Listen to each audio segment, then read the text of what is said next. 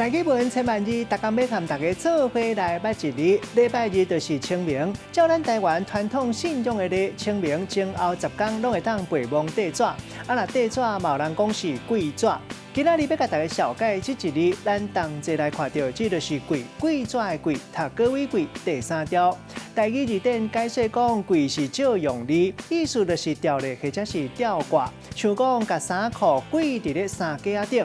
若古早台语字典解说讲，这里有另外一个音读做挂，意思就是砍咧，像讲去陪望缀网纸，就是甲网纸砍伫咧网具，也就是咱咧讲的鬼纸。带大家做伙来小解这两个词，头一个就是鬼纸，卖当讲是缀网纸、现纸。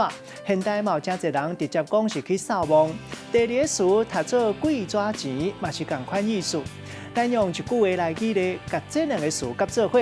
譬如讲，古早人讲清明无转去厝无祖，过年无转去厝无某。当年清明，大家拢会去陪望拜拜，鬼纸拜托你公。民间信仰认为鬼纸钱代表替公妈来修补厝顶，避免漏水。另外，有做记号，代表子孙仔有来拜拜，其他人唔通乌白来破坏。今仔日小解这一日读做鬼，提供给观众朋友来参考。